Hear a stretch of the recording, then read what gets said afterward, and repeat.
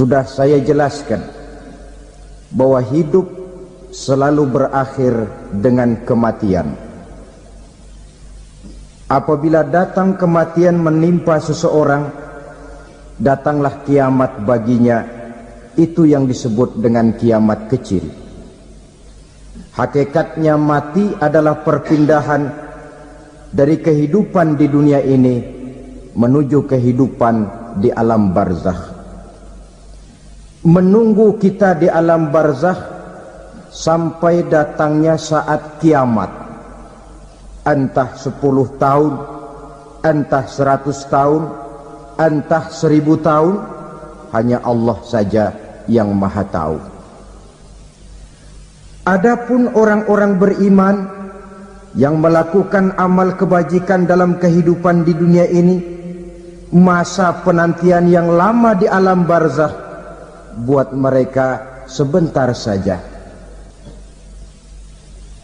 Tetapi bagi orang-orang kafir yang ingkar, yang tidak beriman kepada Allah, yang hidup di dunia cuma menumpuk-numpuk dosa, tentu penantian di alam barzakh akan merupakan waktu yang sangat lama.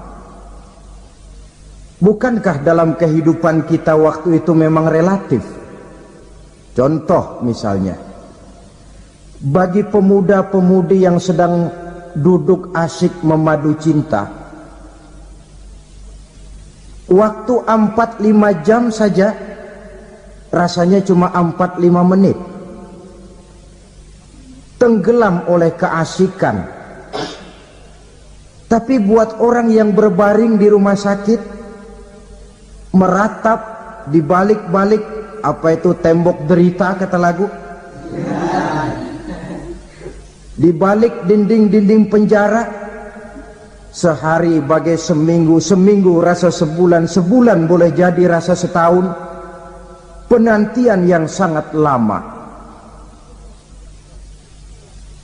Kapan kiamat itu akan datang? Ini rahasia Allah. Jangankan kita yang orang awam, baginda Nabi sendiri tidak diberitahu oleh Allah kapan kiamat itu akan terjadi. Tetapi sungguh pun demikian, banyak hadis-hadis yang menjelaskan ciri atau tanda-tanda datangnya kiamat. Nah, kalau sudah bicara soal tanda, tanda kiamat itu ada 2. Pertama yang disebut alamatus sughra, tanda-tanda kecil. Ini waktunya masih ada tenggang.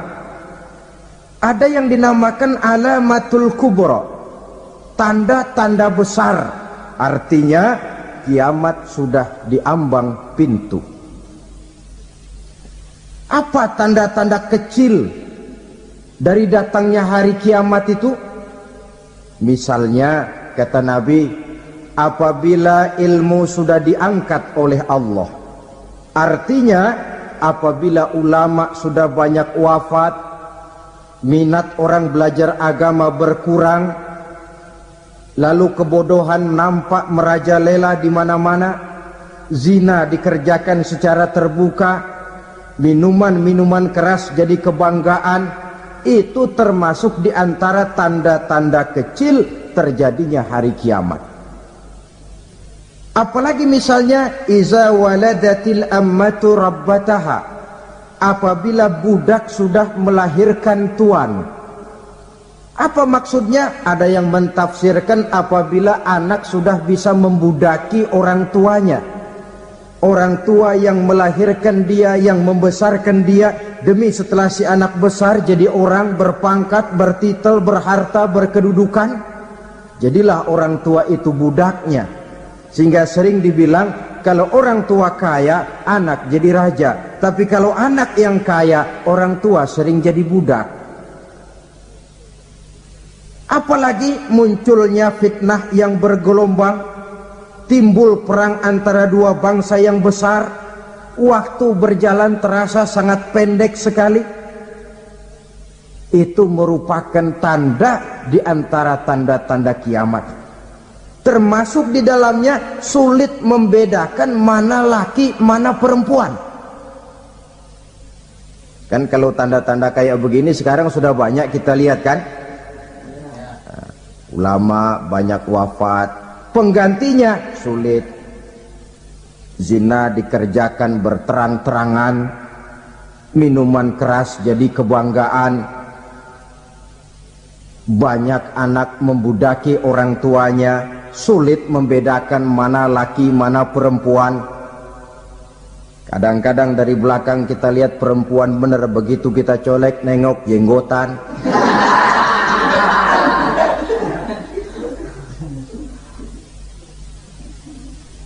Ini termasuk tanda-tanda kecil, masih ada tenggang sampai akan terjadinya kiamat itu. Nah, yang dimaksud dengan tanda-tanda besar, ini tanda besar artinya kiamat sudah di ambang pintu. Pertama, matahari terbit dari sebelah barat. Apabila matahari sudah terbit dari arah sebelah barat, tertutuplah sudah pintu taubat. Bersabda Nabi kita, la taqumus sa'atu hatta tatlu'a syamsu min maghribiha. Tidak akan datang hari kiamat sampai matahari terbit dari arah sebelah barat. Fa iza tala'at, manakala matahari telah terbit dari arah sebelah barat, wa ra'ahan nasu, manusia banyak menyaksikan itu, amanu ajma'un, mereka pun lalu beriman. Yang tadinya kafir, yang tadinya ingkar, yang tadinya membangkang, setelah melihat matahari terbit dari sebelah barat, buru-buru beriman, berlomba-lomba mengucap dua kalimat syahadat. Tapi apa yang terjadi? Kata Nabi, wa dzalika hina la yanfa'u nafsan imanuha lam takun amanat min qabl. Hari itu adalah hari yang iman sudah tidak berguna lagi bagi seseorang apabila sebelumnya memang dia tidak pernah beriman. Au kasabat fi imaniha khaira, atau beriman tetapi tidak pernah melakukan kebajikan di dalam keimanannya itu. Hari yang sudah kasib, hari yang sudah terlambat, beriman tidak akan ada gunanya lagi. Ini pelajaran buat kita. Sebelum sang surya terbit dari sebelah barat, sebelum nafas sampai di tenggorokan, artinya pintu taubat masih terbuka. Kalau dua hal itu sudah terwujud, nafas sudah sampai di kerongkongan atau matahari sudah terbit dari arah sebelah barat, tertutuplah sudah pintu taubat. Tak ada lagi gunanya pangkat, jabatan, harta, bahkan beriman pun dalam suasana macam itu. Too late, kata orang Kulon. Sudah terlambat. Matahari terbit dari arah sebelah barat. Itu tanda besar, artinya kiamat sudah di ambang pintu. Lalu apalagi tanda besar? Munculnya Dajjal. Dajjal artinya pendusta-pendusta yang menyesatkan manusia.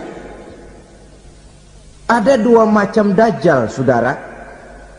Ada Dajjal kecil. Ini Dajjal kelas teri. Kalau ini sejak zaman Rasulullah sudah ada itu. Tiap zaman ada. Di zaman Rasulullah misalnya ada yang bernama Aswad al-Unsi dari Yaman. Ada yang namanya Musailamah al-Kazzab dari Yamamah. Ada yang namanya Ibnu Sayyad dari Madinah. Ini Dajjal di zaman Rasul. Musailamatul Kazzab memproklamirkan diri jadi nabi dia.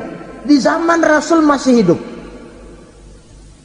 Ini Dajjal zaman Nabi. Di zaman sahabat muncul Dajjal. Di zaman kita sekarang ini Dajjal pun gentayangan. Dajjal kelas teri. Kerjanya mendustakan manusia, menyesatkan manusia, memalingkan manusia dari jalan yang benar dan diridhoi oleh Allah Subhanahu wa taala. Adapun yang merupakan tanda besar dari datangnya kiamat, dajjal-dajjal kelas kakap, pembohong-pembohong besar yang menyesatkan masyarakat manusia berpaling dari jalan Allah mengikuti jalan mereka. Apa sih ciri dajjal itu? Kata Nabi dalam hadis Bukhari Muslim, innad dajjala, sesungguhnya yang namanya dajjal itu yakhruju, satu saat akan muncul mendekati hari kiamat, wa inna ma'ahu ma'an, si dajjal ini membawa air, wanaran, dan juga membawa api. Dua simbol. Di tangan yang satu dia bawa air, di tangan yang satu dia bawa api. Wa ammal ladzi yarahu an-nasu ma'an fanarun, adapun yang orang banyak lihat air, hakikatnya adalah api. Yang dilihat api, hakikatnya adalah air. Oleh sebab itu, kalau api yang ditawarkan, ambillah air. Kalau air yang ditawarkan, pilihlah api. Maksudnya apa ini? Ini bahasa simbol, saudara-saudara. Dajjal bicaranya seolah-olah untuk kepentingan manusia, menawarkan surga. Surga yang dia tawarkan hakikatnya neraka. Hai manusia, kalau kau mau bahagia, jangan dekat-dekat dengan agama. Sholat itu tidak efektif dan efisien, tidak produktif dari segi ekonomi itu. Menghadiri majelis taklim cuma buang-buang waktu. Tahajud, tasbih, tahlil, baca Quran, apa itu? Pekerjaan mubazir saja. Hidup ini cuma sekali, masa yang cuma sekali, manfaatkan dengan sebaik-baiknya. Mumpung, dibawanya sifat mumpung tetapi dalam pengertian yang sangat negatif. Bicaranya seolah-olah untuk kepentingan manusia, tetapi sebenarnya menjerumuskan manusia. Menawarkan air, tapi sebenarnya api. Menawarkan api, tapi hakikatnya air. Buat apa kamu sholat? Buat apa kamu bayar zakat? Buat apa kamu puasa? Surga yang dicanangkan Dajjal, hakikatnya neraka. Neraka yang digambarkan Dajjal, pada dasarnya adalah surga. Jadi memutarbalikkan fakta itu kerjaan Dajjal. Yang hak jadi batil, yang batil dibilang hak, yang benar jadi salah, yang salah malah jadi benar. Tuntunan disuruh jadi tontonan, tontonan malah menjadi tuntunan. Itu pekerjaan Dajjal profesinya. Zamannya Nabi Adam, Dajjalnya kan iblis. Betul? Betul. Apa sih rayuan iblis itu? Allah setelah menciptakan Nabi Adam kan bilang, Adam, kau dan istrimu Hawa tinggal di surga ini. Seluruh fasilitas yang ada di surga persilahkan kau nikmati. Satu yang tidak boleh, jangan coba-coba dekati pohon khuldi. Dekat saja jangan, apalagi sampai memetiknya. Datang Dajjal yang namanya iblis ini, Adam, kamu tahu nggak kenapa tidak boleh makan buah khuldi? Ya nggak tahu, pokoknya saya dilarang. Bodoh kamu Dam. Khuldun artinya kekal. Kalau kamu makan itu buah, kau akan kekal di surga buat selamanya. Allah tidak kepengen, maka dilarang kamu makan buah khuldi. Kalau kau ingin kekal di surga Adam, makan saja. Saya bicara begini ini untuk kepentingan kamu Adam. Ini kan ciri-ciri Dajjal. Bicaranya sih seolah-olah untuk kepentingan Nabi Adam, hakikat sebenarnya menjerumuskan Nabi Adam supaya ingkar dan melanggar larangan dari Allah Subhanahu wa ta'ala. Jadi setelah muncul Dajjal, timbul kekacauan-kekacauan di masyarakat. Banyak yang terpengaruh, terpedaya dan terpesona, termasuk mereka yang memproklamirkan diri jadi nabi. mereka yang memproklamirkan diri jadi rasul di zaman sesudah Rasulullah wafat, itu adalah dajjal-dajjal.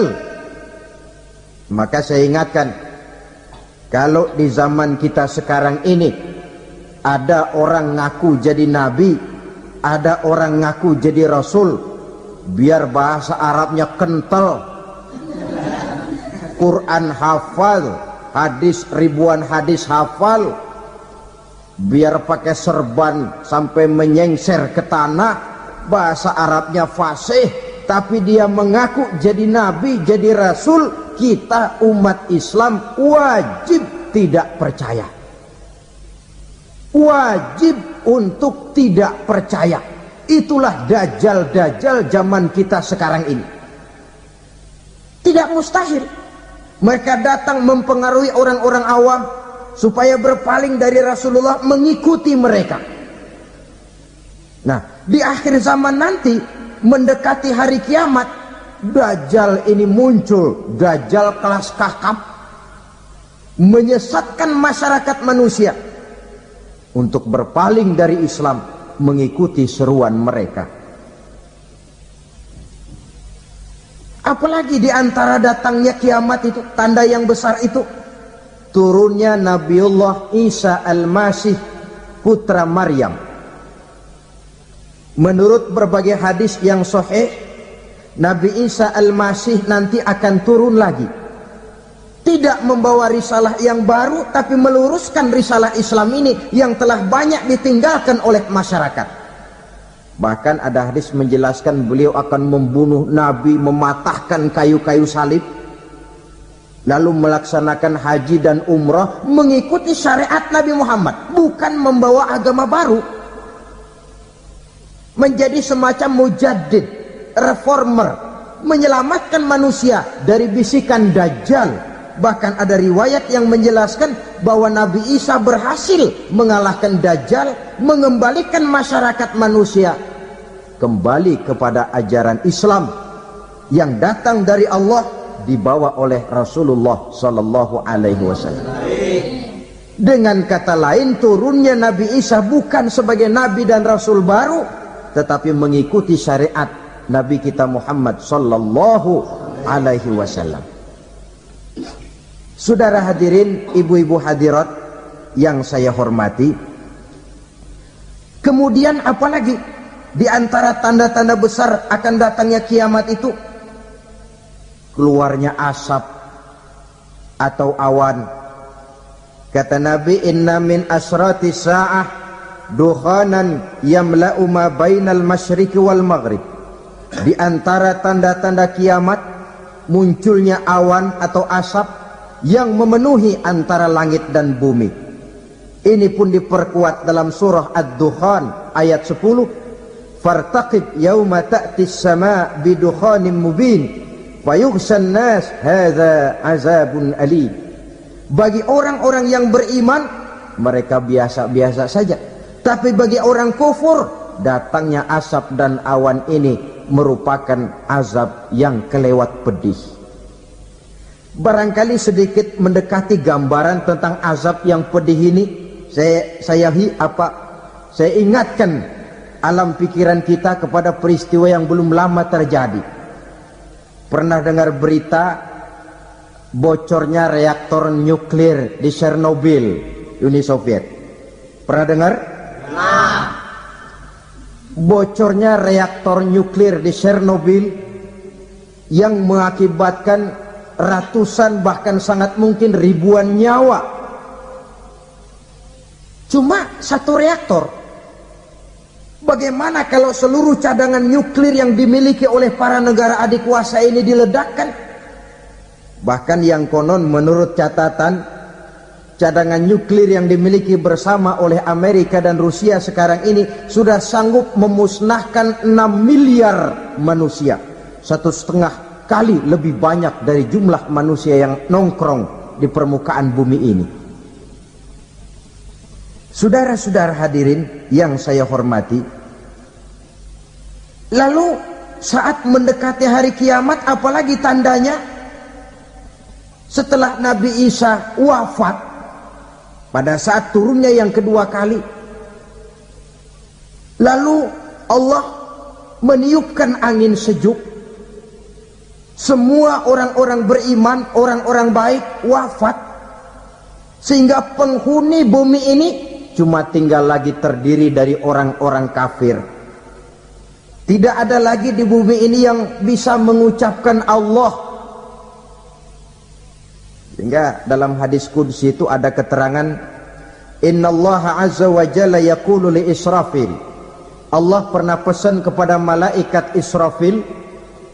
Kata Allah, Israfil, iza sami'ta qailan yaqul Allah Allah fa akhirin nafakh 40 sanatan ikraman liqailiha. Hai Israfil, apabila kau dengar di permukaan bumi masih banyak orang yang mengucapkan Allah Allah, maka tunda sangkakala kiamat itu 40 tahun.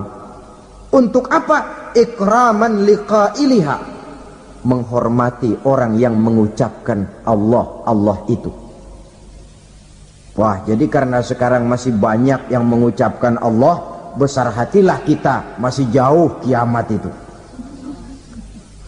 Tapi jangan lupa, kiamat pribadi, kiamat kecil itu yang nggak kita sangka-sangka. Ajal datang mencabut nyawa, itu kiamat pribadi. Dan itu yang pasti kita hadapi. Dan itu yang membuat kita tidak boleh bersikap main-main di dalam kehidupan sekarang ini. Saudara hadirin yang saya hormati, tidak ada lagi orang-orang muslim. Seluruh penduduk dunia ini kafir. Lalu terciptalah struktur sosial yang berlandaskan prinsip hidup semau gue. Bakal terjadilah prinsip di mana yang kaya menyantap yang miskin, yang kuat menindas yang lemah. Hidup sudah bagaikan di rimba belantara, berlaku hukum rimba. Siapa yang kuat dia yang menang, siapa yang lemah menjadi mangsa. Timbul kekacauan, maksiat merajalela, munkarat menjadi-jadi, sehingga isi bumi ini penuh dengan segala macam perbuatan dosa. Tidak ada perlunya lagi alam diperpanjang temponya. Datang saat yang sudah dijanjikan oleh Allah Azza wa Jalla, maka terjadilah yang disebut kiamat kubra, kiamat besar, kiamat hancur-hancuran. Bagaimana kejadian ini dimulai? Dalam surah Az-Zumar ayat 68, Allah subhanahu wa ta'ala berfirman, wa nufikha fis suri fasa'iqa man fis samawati wa man fil ardi illa man sya'allahu.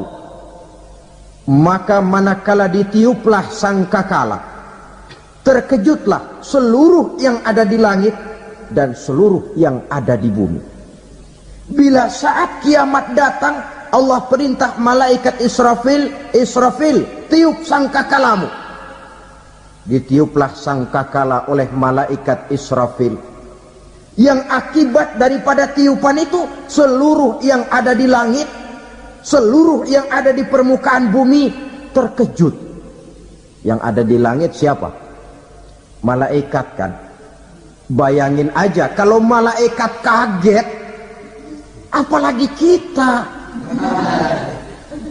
Terkejut seluruh makhluk yang ada di bumi, yang ada di langit mendengar suara sangkakala itu.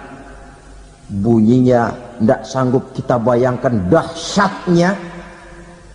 Ledakan nuklir, ledakan neutron, belum apa-apa ketimbang bunyi sangkakala malaikat Israfil ini. Nah, lalu mendengar bunyi sangkakala ini, gemparlah makhluk, kacaulah alam.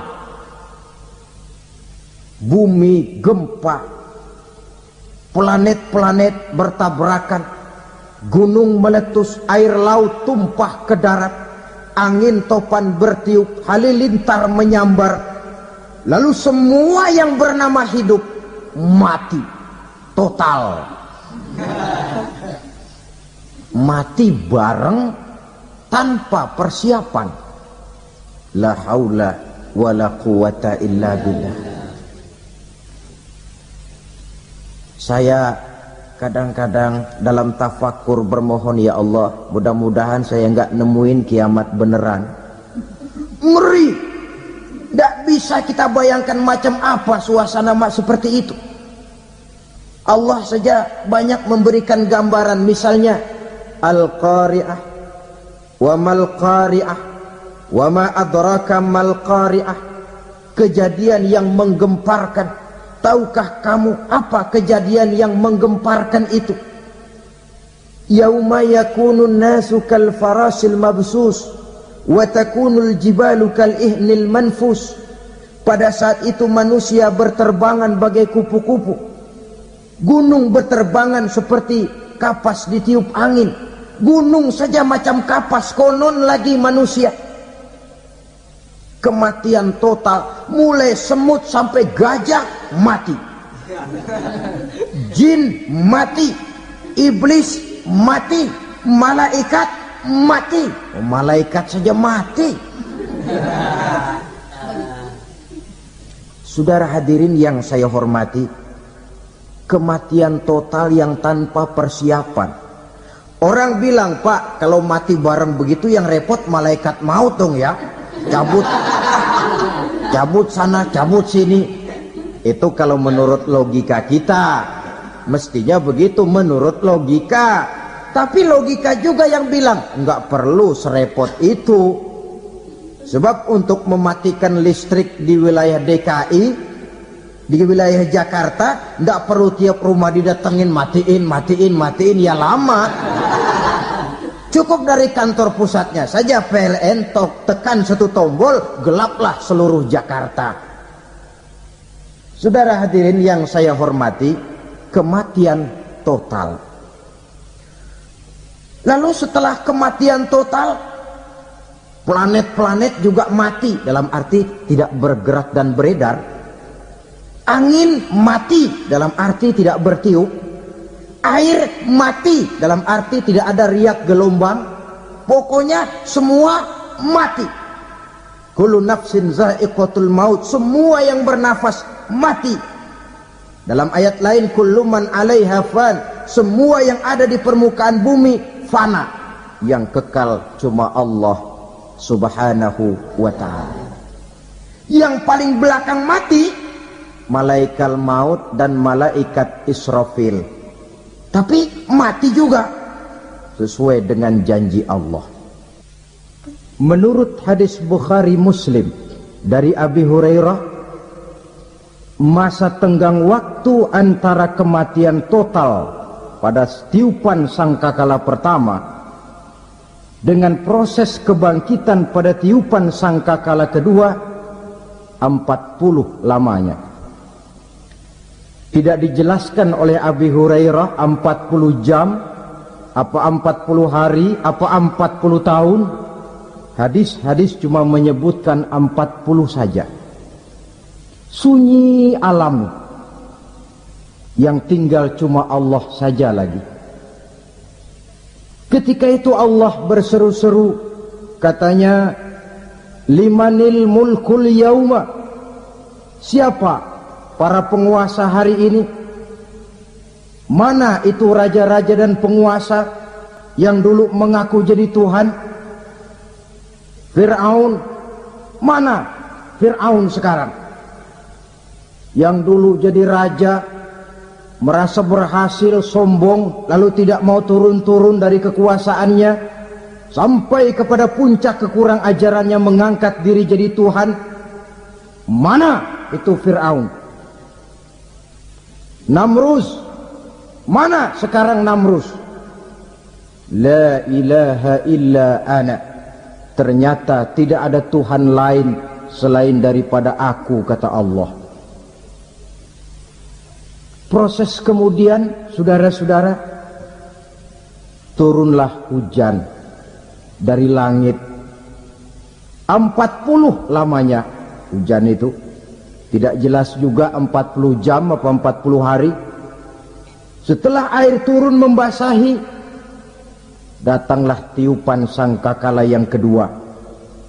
Semua yang bernama mati bangkit dari kuburnya masing-masing. Ini yang disebut yaumul ba'tsi, hari kebangkitan. Allahu Akbar.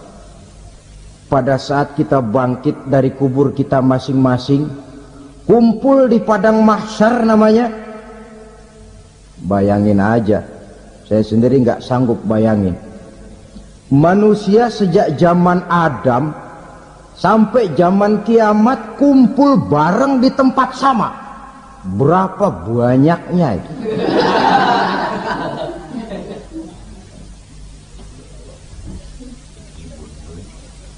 Dan yang luar biasa menurut satu riwayat, pada saat bangkit itu, Masya Allah, roman muka kita berubah, disesuaikan dengan amalan kita waktu di dunia ini. Barang siapa yang waktu di dunia amalannya itu amalan tikus, di akhirat nanti dia bangkit dari kubur, mukanya seperti muka tikus. Gagah betul badannya, tapi mukanya seperti tikus. Kenapa? Amalannya waktu di dunia seperti amalan tikus. Apa amalan tikus itu? Suka ngegeragoti barang yang sudah disimpan rapi-rapi. Orang sudah simpan uang rapi-rapi, simpan perhiasan rapi-rapi, digeragoti oleh tikus. Maling-maling, pencoleng-pencoleng, koruptor-koruptor, itu nanti di akhirat nanti kita lihat mukanya seperti muka tikus. Oh, ini waktu di dunia suka nyolong, mukanya seperti muka tikus. Barang siapa yang waktu di dunia ini amalannya itu amalan macan, dia akan bangkit nanti mukanya seperti muka macan. Apa amalan macan? Macan itu amalannya menang-menangan. Orang yang mau menang saja nggak mau mengalah. Coba lihat di hutan, kenal hutan nggak? Nah. Di hutan, raja hutan di mana-mana pasti macan, betul kan? Betul. Padahal hutan belum pernah bikin pemilihan umum. Tapi macan tidak peduli ada pemilihan umum apa tidak, pokok saya raja. Sebab apa? Macan jadi raja itu bukan karena benar, tapi karena kuat jadi raja. Setelah dia jadi raja, rakyat hutan yang mesti dilindungi malah dimakan oleh raja macan.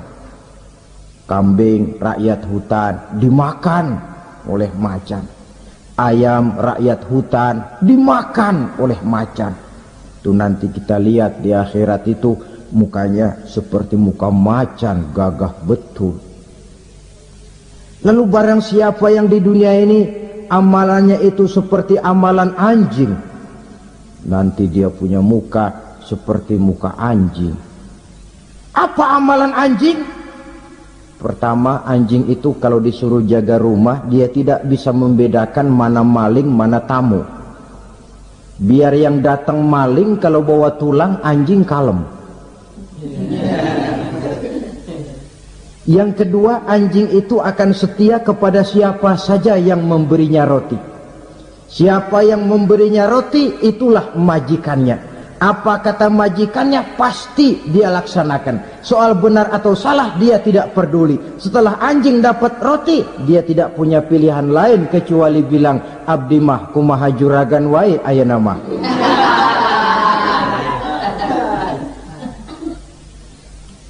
Saudara hadirin yang saya hormati, berkumpul di padang mahsyar, tiap orang sibuk dengan persoalannya masing-masing. Matahari waktu itu didekatkan oleh Allah, panas luar biasa. Ada yang saking panasnya itu mencucurkan peluh keringat sampai sebatas mata kakinya, ada yang keringatnya sampai sedengkulnya, ada yang keringatnya sampai sepusatnya, ada yang keringatnya mengalir sampai sebahunya, ada yang kelelap oleh keringatnya sendiri, sementara orang di sampingnya nggak apa-apa. Bergantung lagi amalan dia waktu di dunia ini. Saudara-saudara, sebagian orang dalam kepanikan padang mahsyar berombong-rombong datang mereka menghadap Nabi Adam. Ya Adam, anta abal bashar. Hai Adam, Tuhan adalah bapak moyang manusia. Kami sebentar lagi akan disidang, dimintakan pertanggungan jawab. Tolonglah kami, hai Adam.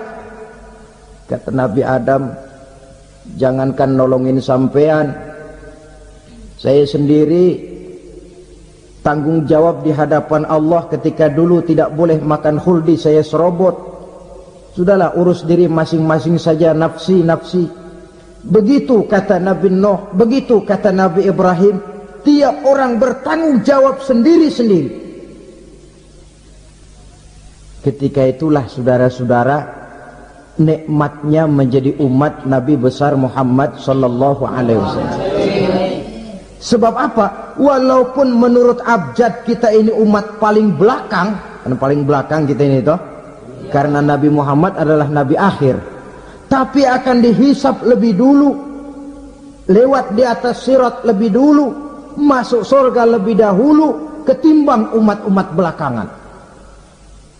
Ketika Rasul mendekati ajal, beliau tanyakan itu kepada malaikat Jibril. Malaikat Jibril berkata, Muhammad jangan khawatir, Allah sudah berjanji, inni haramtul jannata ala sairil anbiya hatta tadkhulaha anta wa haramtuha ala sairil umami hatta tadkhulaha ummatuka. Surga aku haramkan buat seluruh nabi kecuali kalau engkau Muhammad sudah masuk ke dalamnya, dan surga aku haramkan buat seluruh umat kecuali kalau umatmu Muhammad sudah masuk ke dalamnya. Logikanya, walaupun menurut abjad kita umat paling belakang, bakal dihisap paling dulu, lewat di atas sirat paling dulu, masuk surga paling dulu, kalau mampir ke neraka juga paling dulu. Ya resiko. Jangan mau enaknya aja paling dulu. Saudara hadirin yang saya hormati, setelah masa kebangkitan itu jangan dikira begitu bangkit langsung diperiksa, masih menunggu menanti ribuan tahun perhitungan padang mahsyar untuk sampai kepada proses yang disebut yaumul hisab, hari perhitungan. Seorang demi seorang bakal dipanggil. Bayangkan saja, kita se-RT saja di absen, kadang-kadang perlu waktu lama. Ini manusia sejak zaman Nabi Adam sampai datang hari kiamat, satu demi satu disidang di hadapan Qadhi Rabbul Jalil. Status sosial copot sudah waktu itu. Yang pernah jadi hartawan di situ tidak lagi kelihatan kehartawanannya. Yang pernah jadi jenderal tidak lagi dipanggil jenderalnya. Yang ustadz tidak lagi dipanggil al-mukarramnya. Seluruh status sosial selesai. Dipanggillah kita seorang demi seorang menghadap Qadhi Rabbul Jalil. Bagaimana proses penghisaban itu? Pertama, proses tanya jawab. Di antaranya ada hadis menyatakan, lan tazula qadama 'abdin yaumal qiyamah hatta yus'ala an arba'i khisalin. Besok di hari kiamat tidak akan bergeser telapak kaki seorang hamba sampai dia ditanya lebih dulu tentang 4 persoalan. Tentang ilmunya, kemana ilmu itu diamalkan. Tentang umurnya, di mana umur itu dihabiskan. Tentang masa mudanya, kemana masa muda itu dipakai.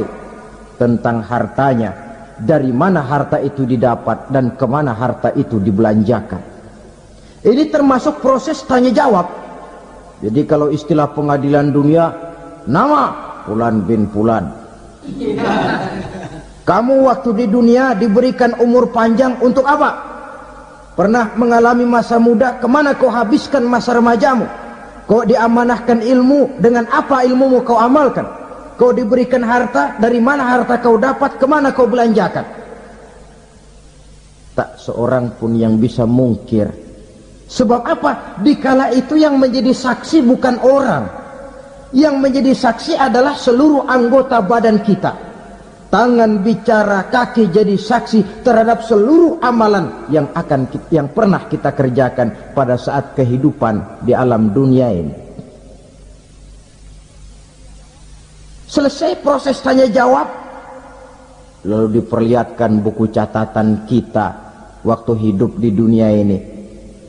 Jangan lupa Allah itu menyiapkan 2 superkomputer kepada kita. Sebelah ditempelin sebelah kanan, yang sebelah tempelin di sebelah kiri. Komputer itu namanya Raqib dan Atid. 2 malaikat yang apabila baik kita lakukan, refleks saja akan menulis kebajikan kita. Jahat kita kerjakan, akan tertulis. Catatan itu nanti diperlihatkan kepada kita. Waduh, alangkah malunya pada saat diperlihatkan catatan kita, buku rapot kita merah melulu. Barangkali diperiksa sambil diomelin, brengsek lo. Buku merah melulu begini, bagaimana waktu hidup di dunia? Tidak cukup diperlihatkan buku catatan kehidupan, rekaman kehidupan. Rekaman kehidupan kita secara utuh sejak terlahir sampai ajal datang merenggut nyawa. Barangkali mirip dengan video sekarang ini, di mana terekam dengan baik seluruh kegiatan kita sejak yang sekecil-kecilnya sampai kepada yang sebesar-besarnya. Untuk kemudian kita pun menerima balasan. In khairan fa khairun wa in syarran fa syarrun. Kalau baik ya baik balasannya, kalau jahat ya jahat juga balasannya. Catatan-catatan kita diberikan. Kalau banyak kebajikannya diberikan di tangan kanan dengan cara yang halus. Kalau banyak kejahatannya diberikan dari sebelah kiri atau dilempar dari belakang. Itulah sebabnya sejak di dunia ini kita sudah mohon kepada Allah. Ketika berwudu membasuh tangan kanan, apa kita bilang? Allahumma a'tini kitabi biyamini wa hasibni hisaban yasira. Ya Allah, berikan saya kitab di tangan kanan, dan kalau saya memang perlu dihisab, hisablah saya yang seringan-ringannya. Tangan kiri berlindung kita kepada Allah, jangan sampai diberikan kitab di tangan kiri atau dari arah sebelah belakang. Wa a'udzubika an tu'tiya kitabi bishimali aw min wara'i zuhri, dari arah sebelah belakang. Na'udzubillah min dzalik. Setelah selesai lewat proses penghisaban, lewat mizan, timbangan, maka yang sudah selesai dihisab itu bergeraklah menuju sirat, jembatan yang terbentang menuju surga melalui neraka. Saudara-saudara, panjangnya perjalanan sirat itu memakan waktu ratusan tahun. Tetapi orang yang lewat di atas sirat pun macam-macam, bergantung amalannya ketika di dunia ini. Ada yang lewat di atas sirat itu kal barqil khatib, seperti kilat yang menyambar, lep, sudah sampai dia di surga. Cepat bukan main. Ada yang lewat di atas sirat itu seperti orang lari-lari. Ada yang lewat di atas sirat itu seperti orang jalan biasa.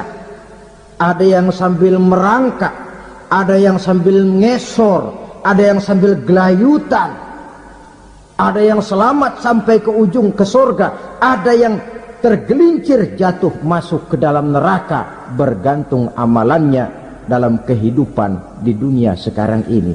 Tiap kita akan melewati yang namanya sirat ini. Saudara-saudara kaum muslimin yang saya hormati, dengan demikian mereka yang selamat melalui sirat sampai ke terminal akhir surga, mereka yang ketika dihisab ternyata banyak kejahatannya daripada kebaikannya, mereka singgah di dalam neraka. Nah, adapun orang-orang yang beriman menurut ayat Quran dan hadis Nabi itu nanti ada bermacam-macam. Ada orang beriman itu yang dimasukkan surga. Ada orang beriman itu yang dimasukkan ke dalam surga. Ada orang beriman itu yang disebut penduduk surga. Kenapa lain-lain, Pak? Karena waktu di dunia amalannya juga lain-lain. Ada orang beriman yang masuk surga. Ini paling murah tiketnya. Mau masuk surga? Kata Nabi begini, ma min abdin qala la ilaha illallah thumma mata ala dhalik illa dakhala al-jannah. Kalau seorang hamba sudah mengucap dua kalimat syahadat, dia yakin dengan kebenaran kalimat itu sampai matinya, orang itu akan masuk surga. Abi Dzar yang waktu itu diajak bicara heran, ya Rasul kok gampang betul? Iya, walaupun orang itu mencuri, iya, walaupun orang itu berzina, iya, biar dia mencuri, biar dia berzina, kalau dia sudah mengucap dua kalimat syahadat, dia yakin dengan kebenaran kalimat itu sampai matinya, itu orang akan masuk surga. Jadi masuk surga cukup dua kalimat syahadat, yakin sampai mati, masuk surga. Itu perkara masuk. Tapi kalau pertanyaannya diterusin, masuknya kapan, Pak? Nah, ini lain lagi urusannya. Sebab ada yang masuknya itu langsung, ada yang mampir dulu. Di sana tempat cuma dua, kalau tidak surga, neraka. Mau ke surga tapi mampir dulu, yang mampirnya jelas di neraka. Kenapa? Dalam hadis qudsi ada riwayat, nanti itu di akhirat, setelah Allah selesai mengatur penduduk surga masuk surga, yang neraka masuk neraka, Allah berkata kepada malaikat Malik, malaikat Malik, labaik ya Allah, itu bajingan-bajingan tengik, manusia-manusia durjana yang waktu di dunia tidak mau sujud, jauh dari ulama, gemar melakukan yang munkarat dan maksiat, hidup di tengah masyarakat selalu jadi bibit keonaran, kufur, sudah masuk neraka semua. Sudah ya Allah. Nah, kalau sudah, coba sekarang kamu masuk, Malik. Saya, iya, masuk neraka. Mau apa ya Allah? Kata Allah, akhriju minan nar man kana fi qalbihi misqala habatin min khardalin min iman.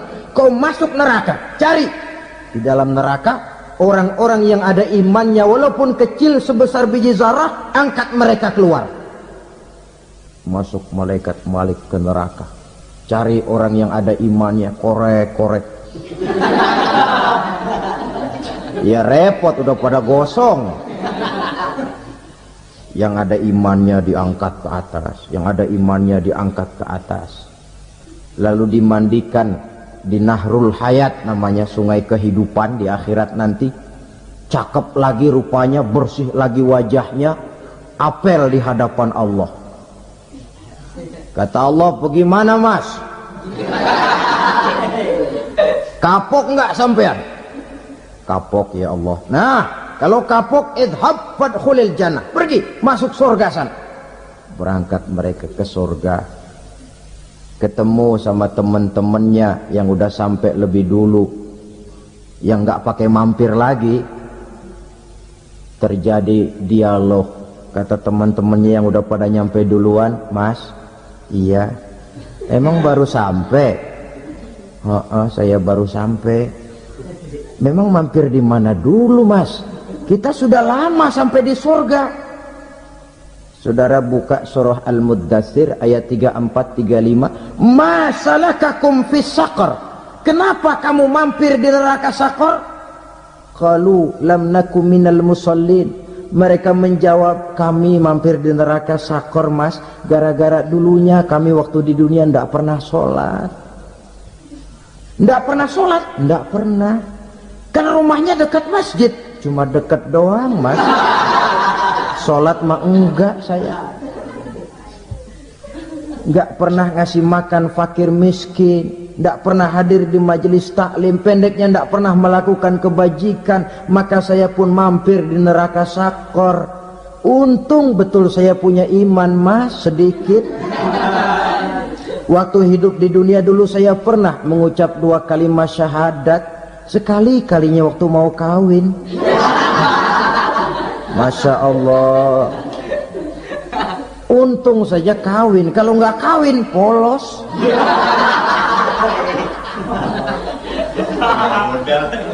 Itu juga pengulu sudah setengah mati ngajarin. Asyhadu alla, asyaduaan, asyaduaan.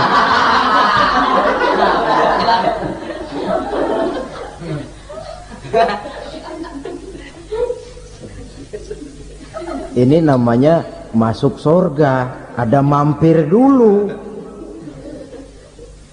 Ada pula orang mukmin itu yang dimasukkan surga. Namanya dimasukkan kan terima beres.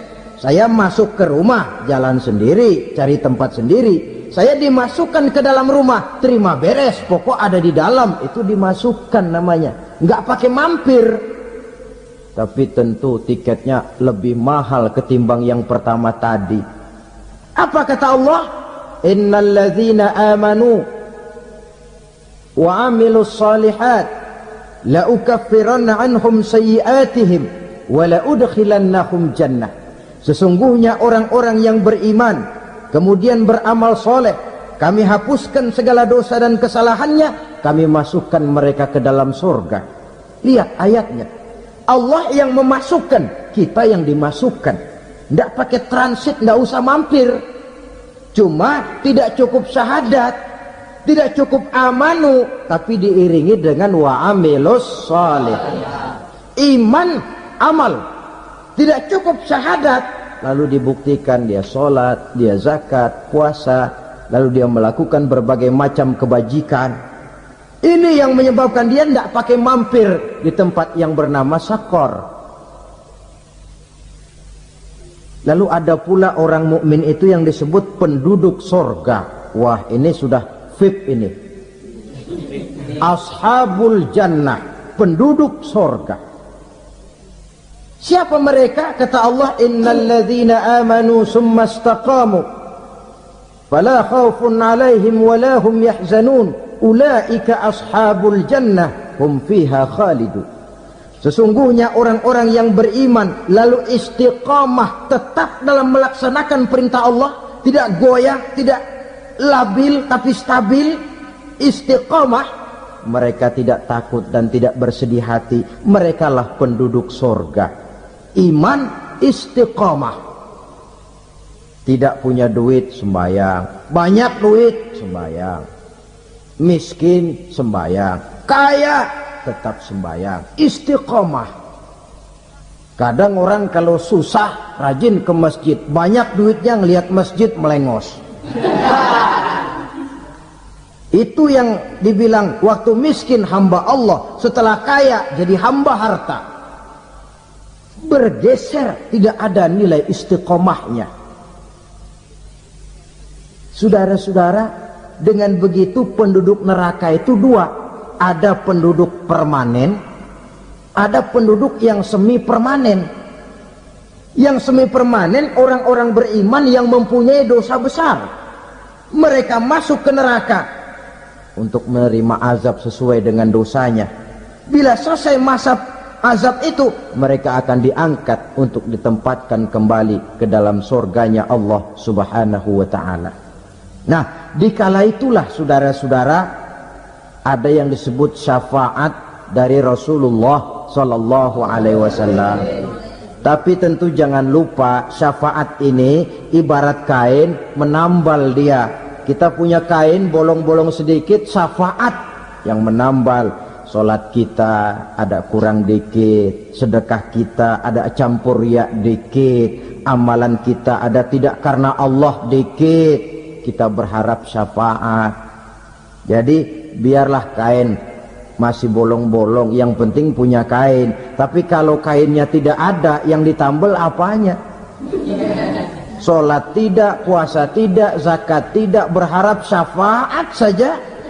Ya, terlalu berlebihan itu.